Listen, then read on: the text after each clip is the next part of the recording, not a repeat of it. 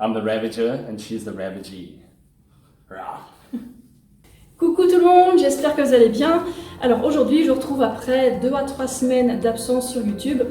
Alors le truc, c'est que je revenais juste de France et j'ai pas vu mon chéri depuis 1 mois et demi, ce qui est vachement long. Et j'ai plus envie de faire de vidéos YouTube, voilà, c'est pour ça que je n'en ai pas fait pendant tout ce temps-là.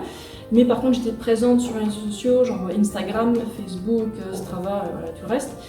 Et j'ai fait des articles sur mon site web aussi.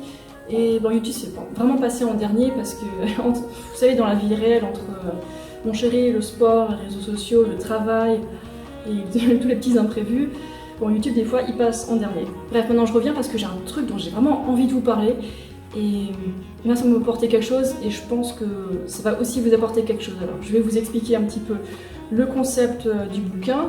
Et si vous voulez en savoir plus, bah, vous pouvez le lire ou alors l'écouter.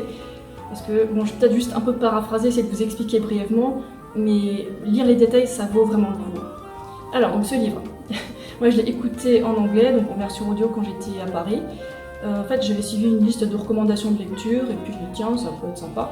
Alors j'ai trouvé une version audio parce que j'aime bien, je sais pas, écouter des livres audio pendant que je suis en train de marcher, de faire du sport parfois, ou de traîner chez moi.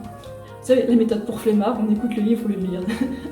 Et puis vu que je travaille sur écran, j'aime bien écouter les livres plutôt que de les lire et d'user encore plus mes yeux, quoi. Mais ce livre, il existe en français, vous pouvez le trouver en livre de poche. Je vous mets un lien, comme ça vous pouvez le commander chez vous. Donc l'auteur, c'est Gary Chapman, et le livre, il s'appelle « Les 5 langages de l'amour ». Alors ça fait très fleur bleue tout ça, mais en fait il donne des conseils d'experts, de pros, avec tous les couples qu'il a suivis pendant je ne sais pas combien de temps, mais ça fait quand même très longtemps, et puis apparemment il a vu qu'il y avait 5 sortes de langages de l'amour que les personnes parlent.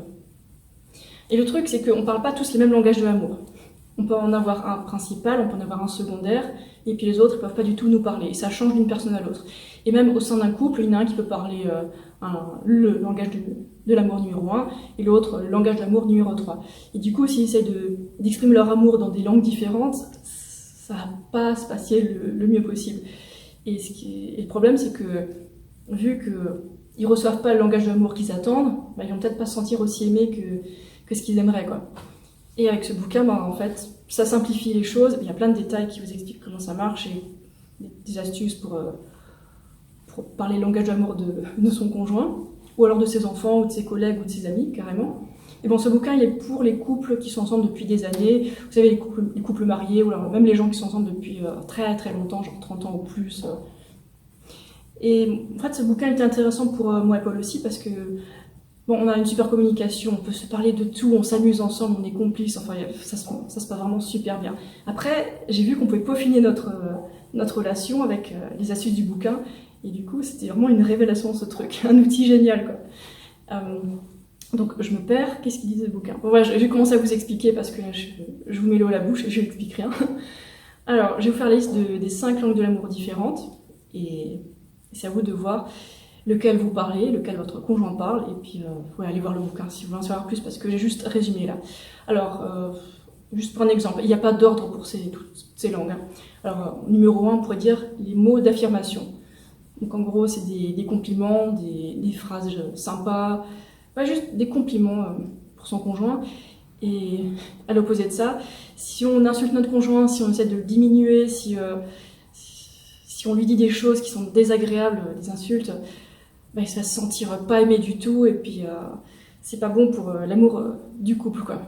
Ensuite, deuxième langage de l'amour, le temps de qualité passé ensemble. Et ça implique d'accorder son attention totale à son conjoint pendant ce temps de qualité passé ensemble. Parce que si par exemple on est au téléphone et puis qu'on tient la main de l'autre et puis soit le long de la rivière, c'est pas pareil, ça va pas marcher. Il faut quelque chose de plus, il faut accorder son attention totale à l'autre. L'écouter quand il ou elle parle, et même être capable de répéter ce qu'il vient de dire, quoi. Et, alors, ça peut être toutes sortes d'activités, ça peut être, comme je l'ai dit avant, marcher le long de la rivière ensemble en se tenant la main, ça peut être faire de la musique ensemble, danser ensemble, je sais pas, faire du sport ensemble, juste rigoler, faire des blagues ensemble, voilà.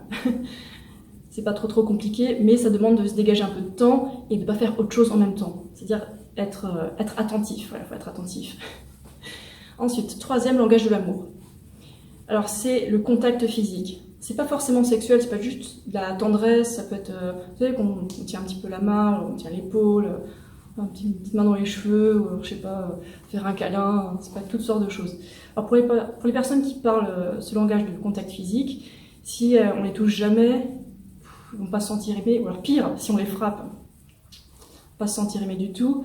Et c'est quelque chose d'assez simple à mettre en place, qui prend pas forcément de temps. Vous savez, c'est juste une petite main sur l'épaule de temps en temps, une main autour de la taille pour la fille. Enfin, c'est juste un détail à connaître, et puis c'est assez facile de satisfaire son conjoint de ce côté-là. Il faut juste lui accorder de l'attention physique, quoi.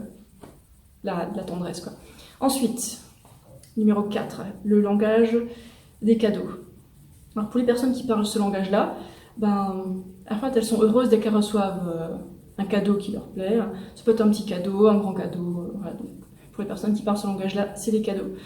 Ensuite, autre langage de l'amour, les actes de service. Rendre service, ça peut être... Voilà, il y a tellement de services qu'on peut rendre à une personne. Ça peut être, je sais pas, réserver au restaurant à sa place, ça peut être ranger son linge ou le plier, ça peut être nettoyer son vélo, ça peut être chercher les enfants à l'école. Toutes les choses qui le déchargent un peu du poids quotidien des tâches à faire. Voilà, j'espère que j'ai bien résumé les 5 langages d'amour différents d'après Gary Chapman. Le livre audio il dure 4 heures 40 minutes, donc si vous avez un peu de temps, ça vaut le coup à fond, quoi. En tout cas, ce livre il a vraiment apporté quelque chose à moi et Paul. C'est vraiment génial, génial. Donc allez le lire, je le conseille. Et puis c'est tout pour aujourd'hui, je vous laisse. Ciao.